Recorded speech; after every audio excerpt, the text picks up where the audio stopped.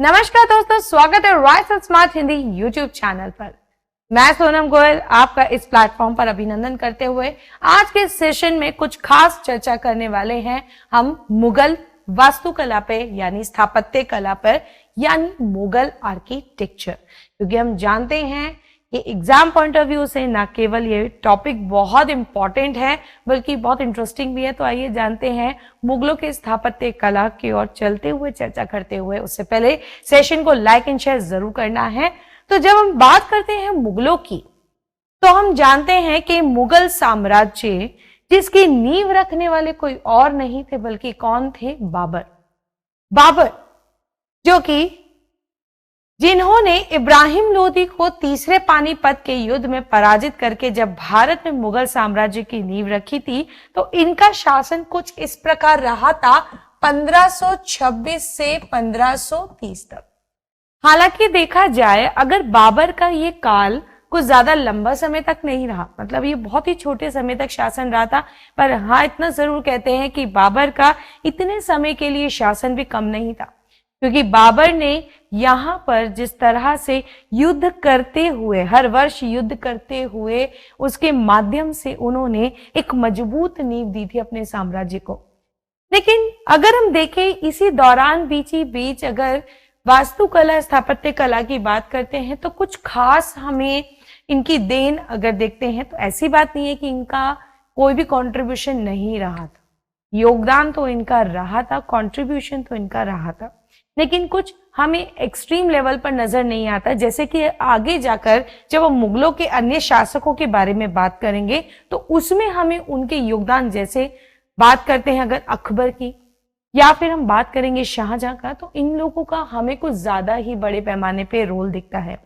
But अगर starting से देखा जाए तो बाबर ने भी कुछ योगदान के तौर पर दिया है, जैसे काबुली बाग, ठीक है, काबुली बाग जो कि कहां पर है? पानीपत में, ठीक है, इसका निर्माण कराया था। वहीं संभल मस्जिद जिसका निर्माण इन्होंने संभल में कराया था, और आराम बाग जहां पर हम देखते हैं कि बाबर जिसका मकबरा, जिसकी टॉम जो है आज हमारे काबुल में नजर आती है। इवन कहते भी हैं कि इन्हें बाद में वहां पर दफन किया गया था, यानी पुनः दफन किया गया था, लेकिन उससे पहले जो बाबर था उसे दफन किया गया था आराम बाग जो कि आगरा में है। कहा जाता है ये आराम बाग जिसे हम लोग चार बाग भी बोलते हैं, ठीक है, इसका एक तरह से निर्माण आप देखेंगे तो चार बाग के यानी हमें 4 गार्डन्स के वे में देखने को मिलता है इस तरह से।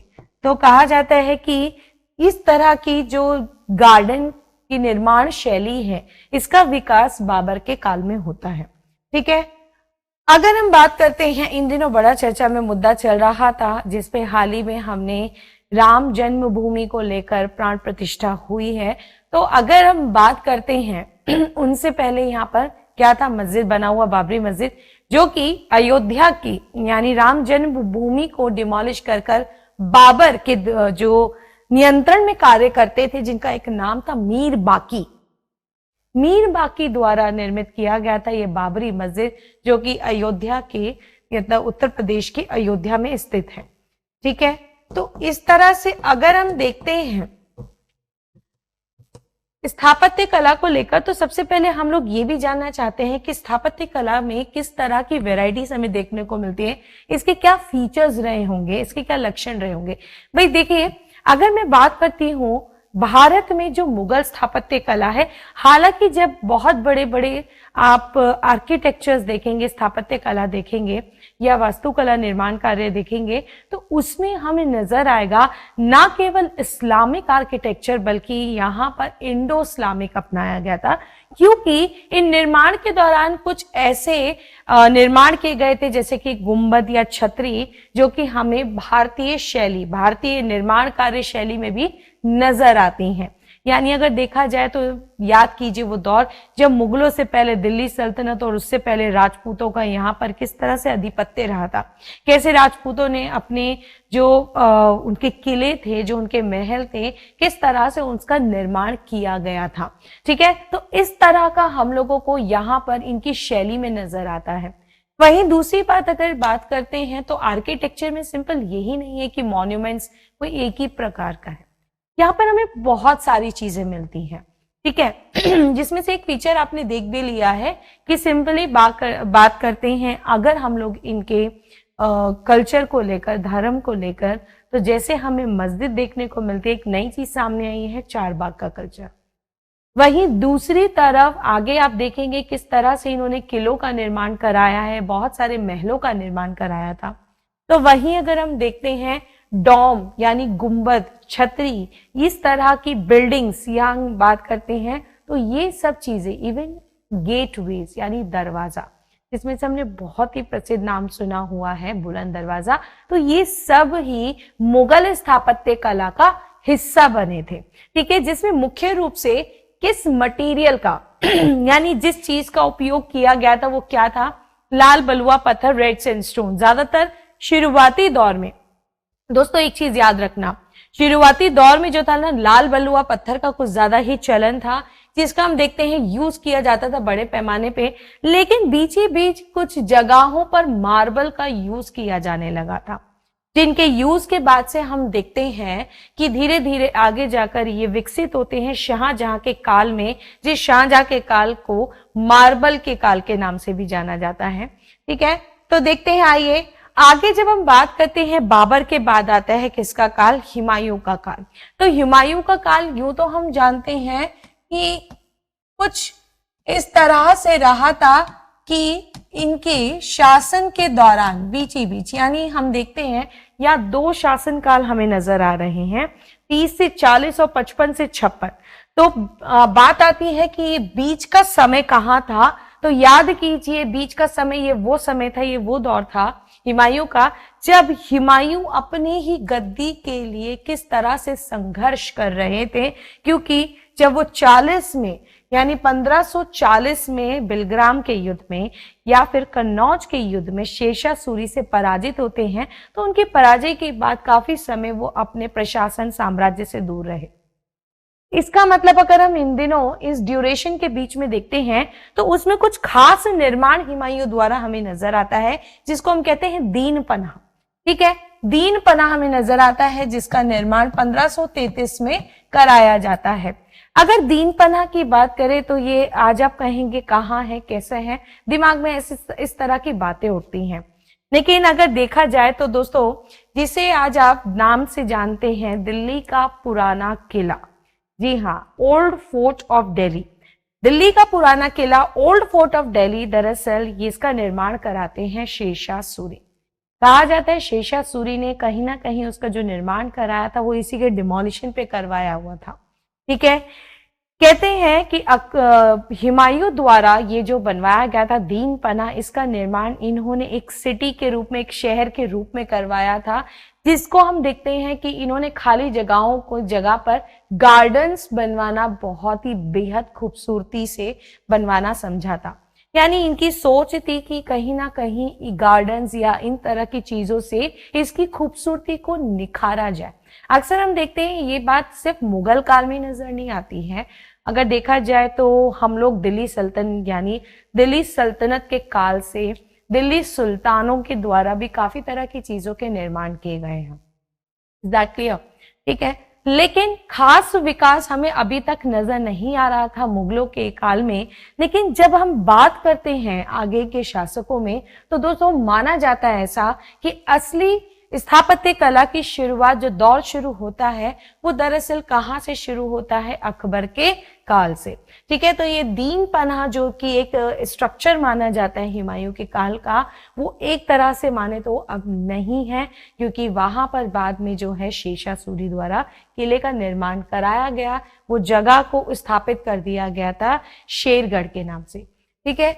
तो वहीं अब हम देखते हैं अकबर के काल में निर्माण होने वाले बहुत सारी चीजें, जिसमें से बहुत ही विख्यात है, बहुत ही फेमस है हुमायूं का मकबरा।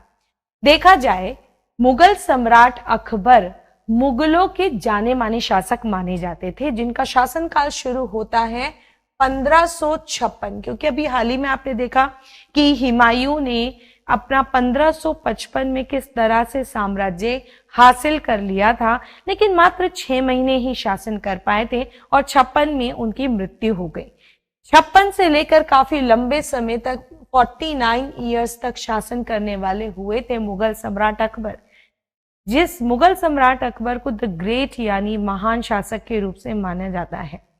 तो वास्तविकता में अगर देखते हैं कि अभी हम जिस हुमायूं की मृत्यु की बात कर रहे हैं, उस हुमायूं की मृत्यु को लेकर बनाया जाता है उनके मरने पर उनका मकबरा, जिसे हम जानते हैं हुमायूं के मकबरे के नाम से, जो कहां पर स्थित है? दिल्ली में स्थित है। ठीक है, अभी तक अगर विजिट नहीं करा है तो एक बार जाकर विजिट कीजिए, बहुत ही खूबसूरत बना हुआ है। हुमायूं का मकबरा जिसे अष्टकोणीय माना जाता है, यानी ऑक्टेगोनल शेप में बना हुआ है। देखा जाए ना, अगर आप इसको ध्यान से देखें थोड़ा सा, ऐसा कहा जाता है कि ताजमहल का जो स्ट्रक्चर है कहीं ना कहीं उससे पहले इसका निर्माण हुआ है, जो एक छोटे रूप में आकार में माना जाता है, और उससे बाद में जाकर ताजमहल जो है एक पूर्ण रूप से स्ट्रक्चर के रूप में बनवाया गया था शाहजहां द्वारा। यानी उससे पहले हमें उसकी एक छवि जो नजर आती है वो हुमायूं के मकबरे में नजर आती है, जिसका निर्माण अकबर के काल में कराया जाता है। और हाँ जी, क्योंकि ये जो हुमायूं का मकबरे का निर्माण इनकी पत्नी यानी हाजी बेगम, जिसे बेगा बेगम भी कहते हैं, इनके नियंत्रण में करवाया जाता है। ऐसा कहा जाता है कि इस स्ट्रक्चर में खासियत हमें देखने को मिलती है कि जिस जगह, मतलब अभी तक देखते हैं कि मुख्य रूप से जो निर्माण के लिए मटेरियल यूज किया जाता है वो क्या होता है? रेड सैंडस्टोन, जिसे हम लाल बलुआ पत्थर कहते हैं। लेकिन वहीं अगर हम देखें तो इनका जो है इसके निर्माण में लाल बलुआ पत्थर के साथ अब खास नजर आ रहा है यहाँ पर मार्बल से किया हुआ कार्य, यानी इसके ऊपर जो गुंबद बना हुआ है वो मार्बल का है, और इवन इसके बाकी के स्ट्रक्चर में भी मार्बल का काम, मतलब मार्बल का जो मटेरियल है वो यूज किया गया था। ऐसा कहा जाता था। इतना ही नहीं बल्कि इसमें क्वार्ट्जाइट भी नजर आता है, जिनके मिश्रण से ये बहुत ही खूबसूरत नजर आता है देखने को ये मकबरा। हालांकि एक मकबरा है बट नो डाउट बहुत ही खूबसूरती के साथ इसको बनवाया गया था। ठीक है, तो वहीं अगर हम बात करते हैं, जैसा कि मैं पहले कह चुकी हूं कि अकबर के काल में, आप लोगों को ये समझना होगा कि अकबर के काल में जो कंस्ट्रक्शन हुआ है उसमें भी हम बहुत सारी चीजें, फीचर्स देखने को मतलब हमें मिल सकता है। तो सबसे पहले हम देखते हैं कि अकबर के काल में जो निर्माण कार्य असली रूप से माना जाता है, जिसकी शुरुआत की गई थी, एक इनके दरबारी कवि थे जिनको हम लोग जानते हैं अबुल फजल के नाम से, आपने नाम भी सुना होगा। इवन हम लोग कई बार चर्चा कर चुके हैं अब अकबर के नवरत्न में अबुल फजल। ठीक है, अबुल फजल का दरअसल कहना था कि ये जो अकबर थे, ठीक है, अकबर के जो ख्याल, दिमाग और जो दिल में जो चीजें विचार आती थी उसको ये जापनाह क्या करते थे, अपने नक्काशियों में, अपने निर्माण में उसकी छवि को प्रकट करते थे। एक तरह से उनकी सोच को उन्होंने इस तरह से प्रकट किया, जिसमें एक बहुत अच्छा लिखा है, बादशाह सुंदर इमारतों की योजना बनाते थे। ठीक है, यानी अपने दिमाग में उस चीज को क्या कर रहे हैं, उसको योजना बना रहे हैं और बाद में उसको एक रूप दिया जाता था। ठीक है, और अपने दिल और दिमाग के विचारों को पत्थर और गारे के रूप, मतलब गारे का रूप देते थे। एग्जैक्टली मोर्टार की बात हो रही है यहाँ पर, आपको देखने को मिल रहा है स्टोन और मोर्टार। तो वहीं सबसे मुख्यतः नजर आता है मुगलों की इस स्थापत्य कला का फीचर, जो कि हमें एक काल में नहीं देखने को मिलता। हम लोग मुगलों के जितने शासकों के द्वारा निर्माण होते हैं उसमें कहीं ना कहीं हम लोगों को यहाँ पे अगर पर्शियन टर्किश स्टाइल मिलता है, इस्लामिक आर्किटेक्चर, तो वहीं आप देखते हैं यहाँ पर इंडो भी रहेगा। ठीक है, यानी इंडियंस भी। और हम लोग कैसे भूल सकते हैं कि अगर बात करें हम सम्राट अकबर की, तो सम्राट अकबर जो थे दरअसल, ठीक है, सम्राट अकबर किस तरह से राजपूताना कल्चर से बहुत ही ज्यादा एक तरह से कहते हैं ना आकर्षित थे उनकी तरफ, और बहुत ही ज्यादा फैमिलियर थे, बहुत ही ज्यादा उन्होंने उस चीज को अडॉप्ट किया था। तो किस तरह से इनके निर्माण में वो चीज झलक के आती थी, ये हमें देखने को मिलता है। ठीक है, वहीं दूसरी तरफ हम देखते हैं कि इनके जो निर्माण है, सबसे मुख्यतः चीज क्या देखने को मिलती है कि हम पहले भी चर्चा कर चुके हैं कि अकबर द्वारा जो करवाई गई थी कंस्ट्रक्शन यानी निर्माण, उन निर्माणों को दो भागों में बांट दीजिए। अब तक आपने ना नॉर्मली पढ़ा होगा कि अकबर ने कैसे कैसे कंस्ट्रक्शन करवाया, अकबर ने कैसे कैसे निर्माण कराया, पर आज मैं आपको बताती हूँ अकबर के निर्माण को आप दो भागों में बांटो, ठीक है। क्योंकि अकबर ने अपना जो समय था वो दिल्ली में व्यतीत नहीं किया था, ये याद रखना। अगर कोई मुगल सम्राट थे जिन्होंने दिल्ली को अपनी राजधानी ना बनाते हुए आगरा को रखा था, तो वो शुरुआत अकबर ने की थी, जिसे जहांगीर ने भी कंटिन्यू किया था। यानी अकबर ने अपना समय व्यतीत किया था आगरा और फतेहपुर सीकरी।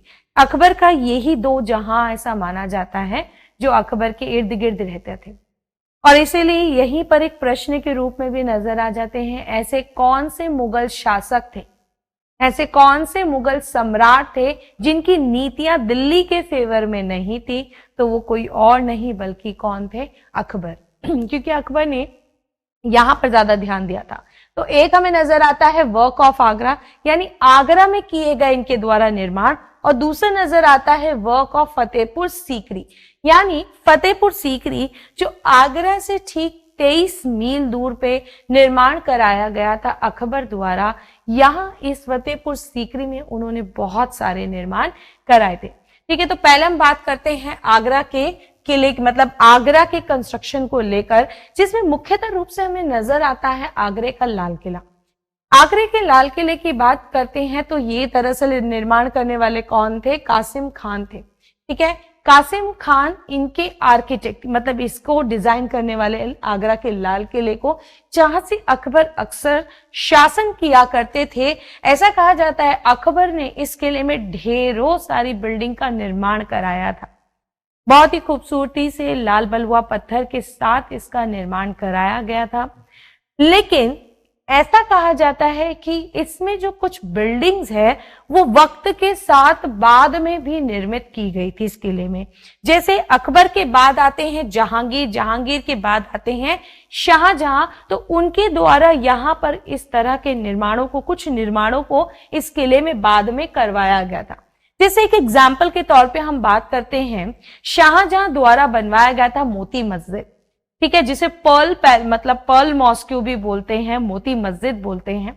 हालांकि जब अभी मैं बात कर रही हूँ मोती मस्जिद, तो आप लोगों के दिमाग में आ रहा होगा कि मैम मोती मस्जिद तो दिल्ली में भी है और आप आगरा में बता रहे हैं, तो दो मोती मस्जिद है, ये याद रखना, एक दिल्ली वाला है, एक आगरा वाला। तो फिलहाल अभी हम चर्चा कर रहे हैं आगरे वाले की, तो अभी हम उस पर ही फोकस करते हैं, क्योंकि इसमें आगे हम लोग चर्चा करेंगे दिल्ली वाले मोती मस्जिद के भी, ठीक है। तो अगर मैं बात करती हूँ यहाँ पर कि ये जो नजर आता है हमें आगरे का लाल किला, कहा जाता है इसमें एक मोती मस्जिद बनवाया गया था शाहजहां द्वारा। तो जहांगीर और शाहजहां के काल में भी इसमें काफी सारे एडिशंस करवाए गए थे, ठीक है।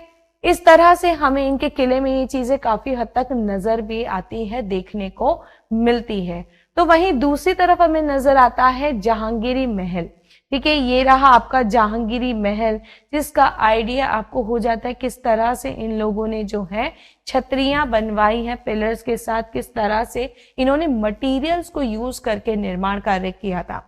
यानी हम कह सकते हैं कि अकबर के काल में, हालांकि जब भी हम बात करते हैं मुगलों में कि स्थापत्य कला का स्वर्णयुग किसे माना जाता है, तो अक्सर हम लोग जानते हैं कि शाहजहां के काल को ही इतिहासकार मानते हैं, और यही चीज हमारे एग्जाम का पार्ट है। लेकिन देखा जाए तो अकबर ने बखूबी निर्माण कराए थे, और निर्माणों की श्रृंखला में अकबर का कम योगदान नहीं था। अकबर ने बहुत हद तक योगदान दिया था, जिसके नमूने आपको यहाँ देखने को मिल रहे हैं। तो जैसे अभी तक आपने हुमायूं का मकबरा देखा, जैसे आपने आगरे का लाल किला देखा, ठीक है। आगरे का लाल किला दरअसल अकबर की एक शान बान को बहुत ही अच्छे से एक्सप्लेन करता है, ठीक है। तो वही हम देखते हैं जहांगीरी महल, यानी सलीम, ठीक है, यानी अगर हम बात करते हैं शहजादे सलीम, शहजादे जहांगीर, यानी अकबर के पुत्र, तो अपने खुद के पुत्र के ऐशो आराम के लिए एक बहुत ही अच्छी मतलब एक कहते हैं ना पेशकश इन्होंने प्रस्तुत की थी अपने पुत्र जहांगीर के लिए, जिसे उसी के नाम पर कह दिया गया था जहांगीरी महल। जहांगीरी महल दरअसल अकबर ने एक शौक के दौरान बनाई थी। ये इन्होंने किससे इंस्पायर्ड होकर बनाई थी? ग्वालियर के मानसिंह पैलेस से।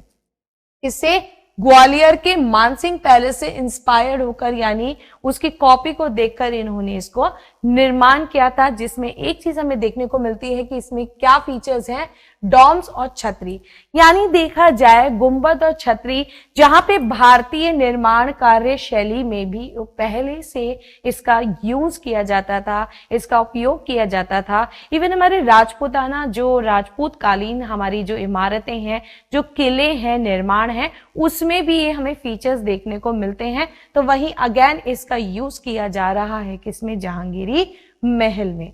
ठीक है, इसके अलावा आप अगर बात करें ना, तो अक्सर इतिहासकार के प्रश्न बने होते हैं कि अकबर ने किस किस किले का निर्माण भी कराया था। तो याद रखना कि फोर्ट ऑफ आगरा तो है ही, लेकिन इसके अतिरिक्त लाहौर का किला, अटोक का किला, इलाहाबाद का किला, अजमेर के किले का इन्होंने निर्माण कराया था। एक्चुअली हाल ही में अभी एसएससी के लास्ट 2 ईयर से ये बहुत क्वेश्चन पूछे जा रहे हैं कि कौन कौन से, इवन उसमें लाहौर के किले को लेकर पूछा था ये निर्माण किसने कराया था। ठीक है, तो इन निर्माणों को भी आपको याद रखना है। लेकिन स्पेशल फीचर की ओर जब हम बढ़ते हैं, यानी एक तरफ अभी हम देख रहे हैं आगरे के किले को लेकर, अब हम दूसरी ओर बढ़ते हैं किसको लेकर, फतेहपुर सीकरी के निर्माण को लेकर। किसके, फतेहपुर सीकरी। ठीक है, फतेहपुर सीकरी की बात करते हैं तो दरअसल इसके जो वास्तुकार थे कौन थे, बाहुद्दीन। देखिए, मैं ये नहीं कहती हूं हमें सभी याद रखने होंगे, हालांकि सभी तो हमें याद नहीं रखने हैं, लेकिन कुछ खास नाम हैं जो याद रखने हैं, क्योंकि अकबर कालीन अपने आप में बहुत ही ज्यादा फेमस है। जैसे अकबर का प्रशासन बहुत इंपॉर्टेंट होता है, इसी तरह से मुगल जो वास्तुकला है, मुगल आर्किटेक्चर, ये अपने आप में बहुत इंपॉर्टेंट टॉपिक है। ठीक है, इसीलिए अगर हम देखते हैं तो अकबर में कुछ नाम इंपॉर्टेंट है, जैसे अभी आपने पढ़ा था कासिम खान और अब आपने पढ़ा है बाहुद्दीन, तो इनके बारे में हम बात करते हैं।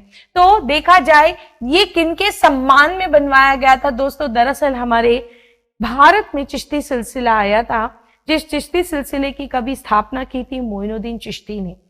उन्हीं चिश्ती सिलसिले के एक जाने माने सूफी संत की बात करते हैं, शेख सलीम चिश्ती, जिनके सम्मान में अकबर ने इसे बनवाया था फतेहपुर सीकरी। कहा जाता है कि इन्हीं के आशीर्वाद से शहजादे सलीम का जन्म हुआ था। इसे अकबर ने जो है इन्हीं के नाम पर नामकरण कर दिया था, जहांगीर का सलीम। और क्योंकि ये शेख भी आगे लगाते हैं तो सलीम यानी जहांगीर, इनका एक और नाम है शेखू बाबा। ठीक है, तो कहा जाता है कि अकबर ने जो एक तरह से अपनी राजधानी के रूप में इसको डेवलप किया था, लेकिन ये ज्यादातर रहते कहाँ थे, आगरा के किले में, क्योंकि ऑब्वियसली देखा जाए तो जो एक सुविधाजनक चीजें थी वो आगरा की तरफ ज्यादा थी इनसे कंपैरेटिवली। वहीं दूसरी तरफ बात करते हैं तो फतेहपुर सीकरी जो नाम है, फतेह वर्ड आ रहा है, फतेह, फतेह मतलब समझते हैं ना, जीत हासिल करना। ठीक है, फतेह हासिल करना। कहते हैं फतेहपुर सीकरी की जो जिस तरह से खूबसूरती नजर आती है वो बुलंद दरवाजे में नजर आती है, और इसी की आड़ में इसको भी एक तरह से बसाया जाता है जब अकबर ने विजय हासिल की थी। ठीक है, तो हम उस पर चर्चा करेंगे बुलंद दरवाजे के माध्यम से। ठीक है, इसमें न केवल हम लोगों को नजर आता है कि अकबर द्वारा जो है मतलब एक तरह से जीत हासिल की गई चीज को ही छलकता है, बल्कि प्रशासनिक भी चीजें हमें यहाँ नजर आती है। अब आप कहोगे प्रशासनिक कैसे हो गया, मतलब फतेहपुर सीकरी में हमें प्रशासनिक भी नजर आता है, क्योंकि देखा जाए तो न केवल ये इनकी कैपिटल के रूप में जानी जाती है, राजधानी के रूप में जानी जाती है, बल्कि यहाँ पर देखा जाता है कि ये मीटिंग्स करते थे दीवाने आम, दीवाने खास। तो ये रहा आपका फतेहपुर सीकरी, जिसका निर्माण इन्होंने बड़ी खूबसूरती के साथ और बड़ी मजबूती के साथ करवाया था। ठीक है, साथ के साथ देखते हैं दीवाने आम, दीवाने खास। ठीक है, दीवाने आम और दीवाने खास। वैसे जब हम लोग मुगलों में मतलब अकबर के बारे में पढ़ते हैं, मुगल प्रशासन, अकबर के प्रशासन के बारे में पढ़ते हैं, तो बेसिकली अकबर द्वारा ये स्थापित दीवाने आम, दीवाने खास की कई बार चर्चा हुई है। ठीक है, जहां पर हम देखते हैं कि दीवाने आम क्या है, दीवाने आम जहां पर मुख्य रूप से ये अपनी जनता के साथ, आम लोगों के साथ बैठकर किसी भी मुद्दे को लेकर चर्चा करते थे। तो वहीं दूसरी तरफ जो इनके खास मंत्री होते थे, महल के दरबारी लोग होते थे, उनके साथ बैठ के जो चर्चा की जाती थी, जहां पर उसे बोला जाता था दीवाने खास, जिसका खास रूप से निर्माण अकबर द्वारा करवाया जाता है। तो ना केवल ये अकबर के प्रशासन को दिखाता है, बल्कि अकबर के किस तरह से एक सेपरेट इन्होंने जो मतलब एक जगह बनाई हुई थी, वहां पर उसकी वास्तुकला भी छलकती है। ठीक है, तो वही हम देखते हैं कि इन्होंने क्या बनवाया था, पंचमहल का निर्माण कराया था। अगेन अगर हम इसकी बात करते हैं तो ये फतेहपुर सीकरी का हिस्सा है। पंचमहल में 5 महल, यानी आप देखते हैं, देखा जाए तो ये पंच में एक नंबर आ रहा है 5। ठीक है, इसे पंचमहल क्यों कहा जाता है, क्योंकि ये 5 इमारत ही बनाया हुआ है। देखा जाए तो ये किस लिए, बेसिकली इसके निर्माण किसके लिए किया गया है। जैसे हमें जहांगीरी महल नजर आता है, तो जहांगीर के उनके एक अलग सेपरेट लाइफ के लिए उनका निर्माण किया गया था। वही दीवाने आम, दीवाने खास में हमें प्रशासनिक कार्यों के लिए नजर आता है। लेकिन अगर मैं बात कर रही हूं पंचमहल, तो भूलिए मत भाई कि अगर मुगल कालीन स्त्रियां हैं, रानियां हैं, तो वो कहाँ जाएंगी, इसीलिए उनके लिए निर्माण किया गया था इस तरह का पंचमहल। जो देखा जाए क्या है, इसकी जो फ्लोर है वो क्या कह रहे हैं, इसकी प्रत्येक मंजिल का आकार उसके नीचे के मंजिल से क्या होता जाता है, उत्तरोत्तर छोटा होता गया। कैसे, मैं अभी आपको पिक्चर के माध्यम से बताऊंगी। इसके खास चीज क्या नजर आती है, अभी जब आप पिक्चर देखेंगे उसमें नजर आता है कि नालंदा में जो बौद्ध विहार बनवाए गए थे, याद कीजिए गुप्त काल में निर्माण कराया गया था नालंदा यूनिवर्सिटी, नालंदा विश्वविद्यालय, जिसे आग किसने लगाई थी, भक्तियार खिलजी ने। ठीक है, तो कहते हैं उसमें जो बौद्ध विहार है, ठीक उसी की याद दिला देता है ये पंचमहल। कुछ उसी की झलक आपको इस पंचमहल में नजर आती है। क्या कहा था कि जो ऊपर के हिस्से होंगे वो इससे छोटे होते चले जाएंगे, आकार में ये छोटे होते चले जाएंगे। ठीक है, इस तरह से इसका निर्माण किया गया था रानियों के लिए, स्त्रियों के लिए, महल की, दरबार की स्त्रियों के लिए। इसीलिए ये पंचमहल हमें देखने को मिलता है। इसके अतिरिक्त बात करते हैं, एक बहुत ही खास महल तैयार किया था अपने, जो इनकी खास, मतलब हम सभी जानते हैं अकबर की जो फेवरेट वाइफ थी कौन थी, जोधाबाई। उनके लिए एक बहुत ही अलग तरह से इन्होंने महल बनवाया था, जिसे जोधाबाई महल कहते थे। और इसकी खासियत थी रेक्टेंगुलर शेप में बना हुआ था, यानी आयताकार में बना हुआ था, जो कि हमें यहाँ पर नजर आता है। ठीक है, अगेन ये भी कहाँ पर रहेगा आपका, फतेहपुर सीकरी में। तो वहीं खास निर्माण को लेकर जिसके लिए फतेहपुर सीकरी बहुत ही चर्चित है, वो है बुलंद दरवाजा। हम सभी जानते हैं कि अकबर की प्रशासनिक नीतियों में, शासन की नीतियों में, एक इनकी जो साम्राज्य विस्तार की नीति इन्होंने अपनाई थी, तो उस साम्राज्य विस्तार की नीति में इन्होंने अहम हिस्सा बनाया था इस मुगल साम्राज्य का गुजरात को। गुजरात पे इन्होंने की थी विजय हासिल, जहां पर वहां के शासक द्वारा जो नियंत्रण नहीं बनाया जा पा रहा था, वो आवश्यक हो गया था अकबर के लिए।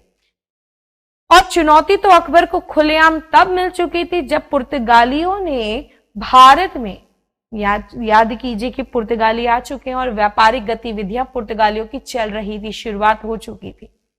तो ये पुर्तगाली क्या कर रहे थे, अकबर के कुछ जहाज जा रहे थे मक्का की ओर, इन्होंने जहाजों को पकड़ लिया, क्योंकि ये जो सी रूट था जिसे हम जलमार्ग कहते हैं, उन पर उन दिनों पुर्तगालियों का क्या था, आधिपत्य था।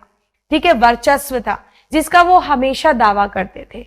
और जब इन्होंने इस आड़ में अकबर के जहाजों को रोक लिया था, गुस्से में अकबर जो है पूरा का पूरा अभियान लेकर जाते हैं गुजरात पर विजय हासिल करने। तो गुजरात पर जब उन्होंने विजय प्राप्त करी थी, तो क्या करा था, बुलंद हासिल की थी, जिस बुलंद हासिल करने के बाद निर्माण करवाया गया था बुलंद दरवाजा। बुलंद दरवाजा देखा जाए तो बहुत ही ज्यादा, एक तो क्या है, बहुत बड़ा है, और ये जो है जिस सीढ़ियों पर बना है लगभग 42 सीढ़ियां, स्टेप्स, यानी 42 स्टेप्स नजर आते हैं, जिसके बाद जाकर हम यहाँ बुलंद दरवाजे तक पहुंचते हैं। ठीक है, तो ये एक बहुत बड़ी शोभा है जो फतेहपुर सीकरी की हमें देखने को मिलती है। ठीक है, और खासतौर से देखा जाए तो इसका जो साइज माना जाता है वो कितना माना जाता है, 176। ठीक है, 176 फुट की जो इसकी हाइट रहती है जमीन से, इतनी ऊंचाई पर इसका निर्माण किया गया था। और आखिरी रूप से अगर हम देखते हैं तो क्या है, जामा मस्जिद अकबर ने जो बनवाया था, वैसे देखा जाए तो अकबर की धार्मिक नीतियां अलग रही थी, ये हम सब ने पढ़ा है। जैसे अकबर सुलह कुल को मानते थे, अकबर दीन इलाही को मानते थे, ठीक है। तो इस तरह से दीन इलाही की, ठीक है, दीन इलाही की जो डिस्कशंस होते थे वो जामा मस्जिद के तहत मतलब किए जाते थे। यहाँ पे उसका निर्माण करवाया गया था, जिसके तहत यहाँ पे दीन इलाही पे क्या होता था, यहाँ पे चीजें होती थी, ठीक है। तो वही हम दूसरी तरफ देखते हैं, इसकी खासियत क्या है कि जो मक्का की मस्जिद है, इसका निर्माण मक्का की मस्जिद को ध्यान में रखवाकर बनवाया गया था, ठीक है। तो हम देखते हैं कि आज के सेशन में जो नजर आता है हम लोगों को देखने को, वो क्या था कि अकबर के द्वारा जो मुख्य निर्माण किए गए थे वो कितने ही ज्यादा इंपॉर्टेंट और इंटरेस्टिंग थे। हालांकि यहीं पर हमें हमारा जो मुगल वास्तुकला है वो समाप्त नहीं हुआ है, क्योंकि ये तो है भाग 1, इसका भाग 2 भी बहुत जल्द आप सबके बीच में आएगा। पर आज का ये सेशन मेरे साथ कैसा लगा फटाफट से कमेंट बॉक्स में लिखकर बताइएगा, लाइक एंड शेयर कीजिएगा, और अगले सेशन में हम नए अंदाज के साथ मुलाकात करेंगे, आपसे फिर से लौटेंगे इसी प्लेटफॉर्म पर। तब तक टाटा बाय बाय।